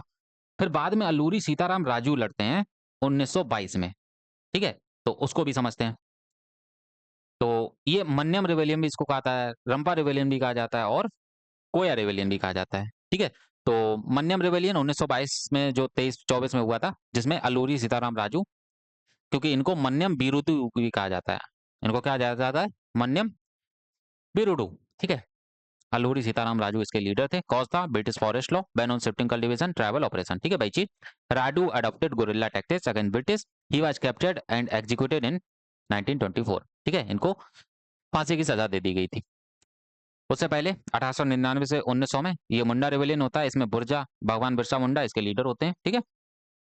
बहुत बहादुरी से ये लड़ते हैं। ज़्यादा उम्र इनकी नहीं होती, 19-20 साल ही होती है। रीज़न थी ट्रैवल लैंड एलियनेशन, ठीक है। इनकी ज़मीनें छीन लेते थे कौन? ब्रिटिशर्स, ठीक है। मिशनरीज़ का इसमें इंटरफेरेंस हो रहा था। डिमांड थी कि उनके जो ट्रैवल लैंड है उनको वापस किए जाएँ और जो जैसे वो लोग पहले रह रहे थे, सेल्फ रूल कर रहे थे, वैसे ही उनको करने दिया जाए। लेकिन ब्रिटिश ने सप्रेस कर दिया और बिरसा मुंडा को फांसी की सजा दे दी और वहां से बिरसा मुंडा एक फोक हीरो बन गए, ठीक है। तो आज भी बिरसा मुंडा जयंती स्वाभिमान गौरव दिवस हम लोग मनाते हैं, ठीक है। तो बिरसा भगवान भगवान की उन्होंने टाइटल दी वहां के लोगों को ना, तो भगवान बिरसा मुंडा हुए, ठीक है। भगवान की टाइटल उसको दी जाती है जो समाज के अपलिफ्टमेंट के लिए कोई काम करता है। भगवान और ईश्वर में यही डिफरेंस होता है। भगवान जन्म लेते हैं लेकिन ईश्वर जन्म नहीं लेता है, ठीक है। ईश्वर जन्म नहीं लेते हैं, भगवान जन्म लेते हैं। दोनों में डिफरेंस यही है, ठीक है। गॉड की फुल फॉर्म आई थिंक आपको नहीं पता होगी।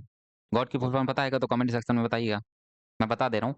God means generator, operator and destroyer, ठीक है। Brahma Vishnu Mahesh, generator, operator and destroyer. I hope clear होगा। चलिए, तो ये होता है आपका रेबेलियन मूवमेंट भी खत्म, ठीक है। और कल हम लोग करेंगे आपका जो रिवोल्ट ऑफ 1857, ठीक है। और उससे पहले भी थोड़ी चीजें और जो हैं, जैसे वॉर्स और ट्रीटीज, डिफरेंट डिफरेंट वॉर्स हुई थी, ठीक है। जैसे कि आपकी हो गई है, मैं बताऊं, अगर एंग्लो मैसूर वॉर हो गई। एंग्लो मराठा वार तो हम लोग कर चुके हैं, लेकिन एंग्लो मैसूर वार नहीं किए हैं, एंग्लो सिख वार नहीं किए हैं, एंग्लो नेपाल रिलेशन नहीं किए हैं, एंग्लो बर्मीज वार नहीं किए, एंग्लो अफगान वार नहीं किए। ये छोटी छोटी हैं, ज़्यादा से ज़्यादा 15 से 20 मिनट लगेगा इसमें। और ये सब वार्स के बाद में 1800, मतलब डॉक्ट्रिन ऑफ लैप्स वगैरह आएगा। 1857 का विद्रोह होता क्यों है, उसके कुछ रीजंस हम लोग देखेंगे और फिर हम लोग 1857 का वॉर करेंगे। उसके बाद में पोस्ट रिवॉल्ट हम लोग नेक्स्ट लेक्चर में करेंगे, ठीक है। तो ज़्यादा टाइम नहीं लगेगा, हम मुझे लगता है कि 7 से 8 क्लास में ये रैप अप हो जाना चाहिए मॉडर्न हिस्ट्री, ठीक है। तो मैं कोशिश करूंगा सीजीएल से पहले ही हो जाए। और जो जितना भी रिवॉल्ट होना था सीजीएल के लिए वो हो चुका है। पढ़ाई में लग जाइए क्योंकि पेपर तो होना है, ठीक है। पेपर तो होना है, तो इसलिए लग जाइए। एसएससी सुधरेगी नहीं तो हम ही को सुधरना पड़ेगा, हम ही को थोड़ा चेंजेस करने पड़ेंगे, ठीक है। तो चलिए, मिलते हैं फिर एक नए लेक्चर में कल। Thank you.